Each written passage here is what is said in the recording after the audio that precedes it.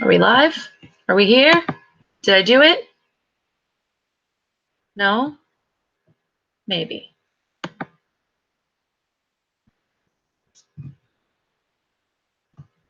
Did I do it? No? Maybe. I did! Okay, fantastic. Did I do it? Okay. No? Maybe. I did! Okay, fantastic.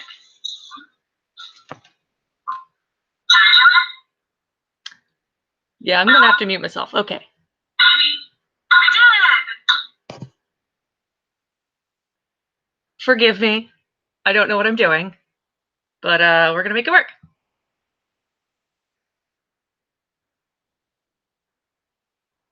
So it looks like we have one person here and that's it? Or do I not know how to see things?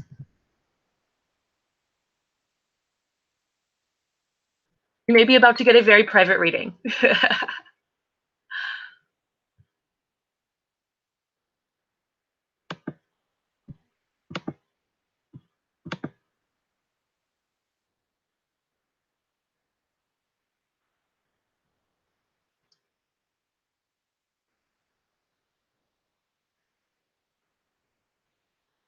Okay.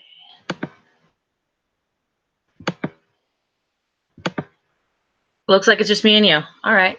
Well, then where do we want to start? I was going to start at the beginning of the book and read a little bit and talk about my first reading of the book and everything, but feels a little awkward if it's just you and me.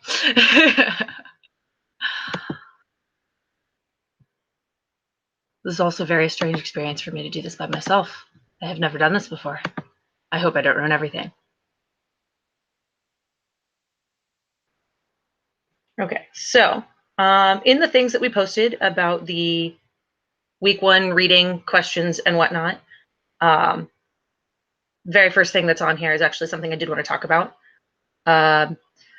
This is your first time reading the books. What made you decide to read them?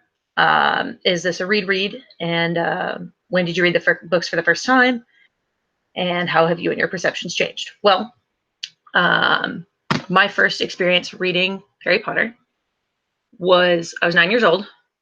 The Sorcerer's Stone was out. Chamber of Secrets had a release date, but it hadn't actually been released yet. I was assigned was going to be assigned a reading assignment by my English teacher, and I did not know that's what was happening. She literally told us to go out into the library, literally judge a book by its cover, take it off the shelf, and come tell her what our perceptions were going to be of it. I saw Wizard Boy and was like, oh God, this can't be good. It's going to be just as bad as all of the other like kid wizard adventure crap books I'd read. Granted, those were the sort of books where there's like 5 chapters. They're really bad and terrible and meant for learning to read, not quality reading. So then, of course, she gives me the assignment. I have to read the book, do a report on it. This is what she did tell us. I get it. Lesson learned. So I made it about a chapter in and knew that I was going to need the next one too. It just really, really stuck with me. And I will never not be irritated by the way in which I was introduced to the books, but at the same time, I can't really be that mad. Really can't. Not when it has led to everything that it has led to for me. Including this blog, of course, and me sitting here right now doing this reading. The last part of that first bullet point questions, how have you and your perceptions changed? Well, due to the fact that I was 9 years old and I'm now 28, everything has changed. I'm an adult now.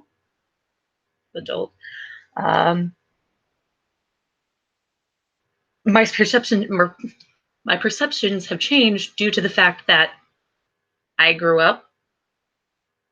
So I don't even know how much of that is perceptions changing because I was growing and perceptions changing specifically because of Harry Potter. I don't know. I might pick my brain a little more on that one and type up an answer later on in this week.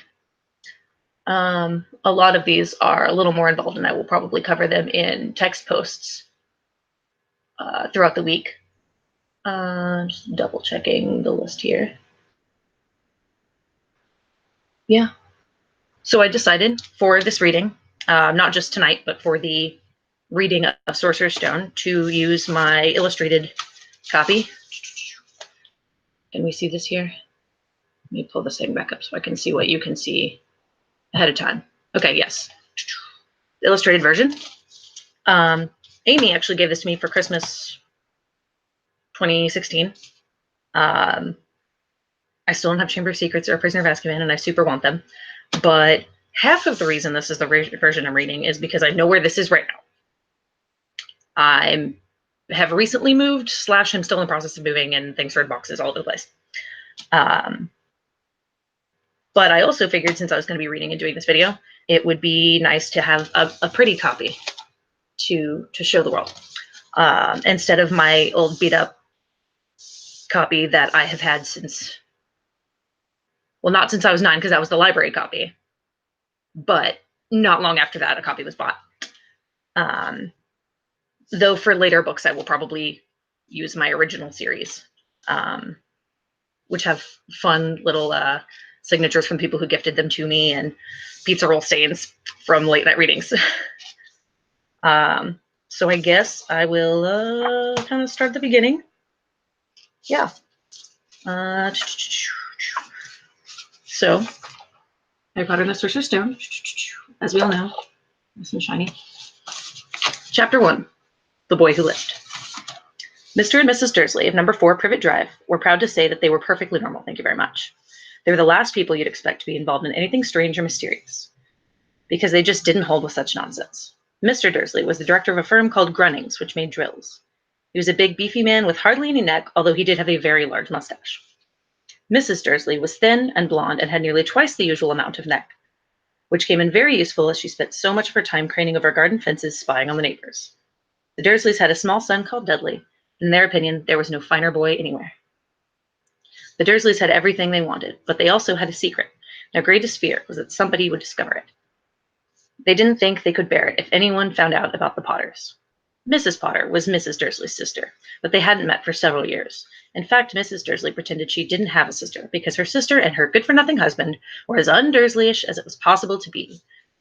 The Dursleys shuddered to think what the neighbors would say if the Potters arrived in the street. The Dursleys knew that the Potters had a small son too, but they had never even seen him. The boy was another good reason for keeping the Potters away. They didn't want Dudley mixing with a child like that. So I think I'm going to stop there, because otherwise I'll just read this whole book out loud, and that's not a good choice. I don't want to bore you all with me reading for forever, as well as I should sleep eventually. I did peruse through the illustrations and find a couple fun things that I wanted to show anybody who didn't have a copy and hadn't got a chance to really look at it.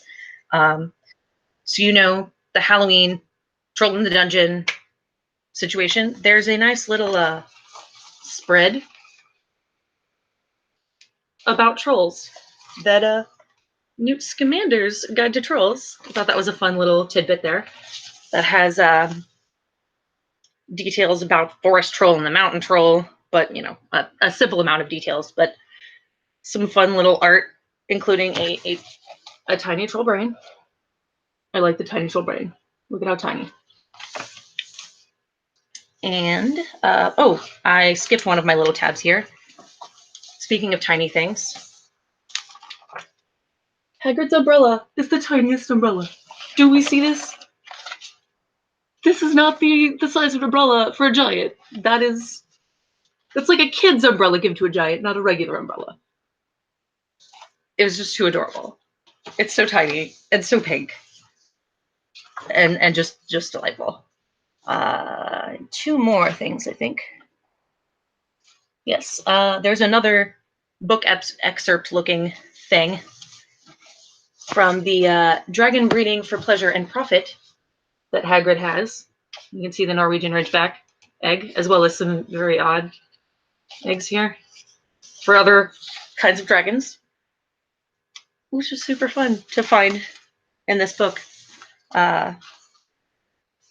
It's got some of the other dragons that are used in Goblet of Fire for that whole thing.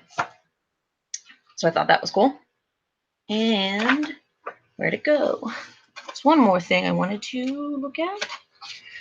If I didn't lose my spot where I had marked it. I definitely did. Okay, well, somewhere in here.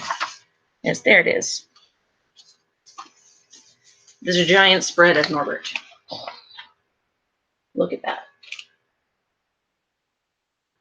I just love the illustration in this book in general. Because I hadn't really looked at it since I got it from Amy. I just put it on my shelf and was like, yeah, I'll read that at some point. But the more I look through it, the more fun little bits I find. So yeah, that is all I had planned for this little thing here. My quick little read through, as well as showing you some special bits of this book. Is there anybody here who has any questions, who wants to talk about anything? I'm here, so you might as well use me while you can before I disappear for the evening. Has anyone commented or sent in any asks about this thing? Of course not, because I didn't plan far enough ahead to warn everybody that this was happening so that people could actually get excited and be here. So, that being said, I guess that is all for me for tonight.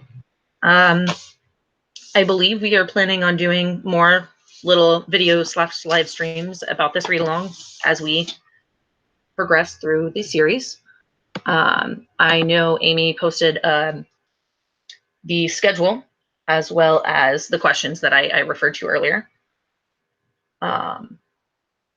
And while, of course, none of the questions are required, we would greatly appreciate any asks anybody wants to send in about our answers to these questions, or we actually have a reblog that somebody answered some of their own questions that was a fun little read through about the Brady Butts every flavored beans. And I love them in concept, but the fact that there are some of those flavors is just straight up disgusting, and I could never actually eat them. Occasions, and I've never eaten them because the idea grosses me out too much. I mean, I'm sure the vomit doesn't really taste like vomit because it's real candy for real children in real life, but I don't want to find out. I will stick to my chocolate frogs.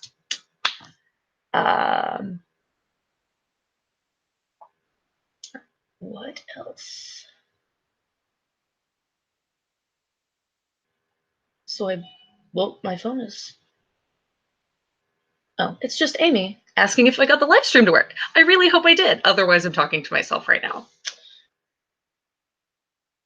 So I believe that's going to be all for me for tonight. But yes, look forward to other videos of us reading little excerpts, as well as photos of our favorite little parts, text posts answering some questions, talking about the read through in general, presumably from all four of us.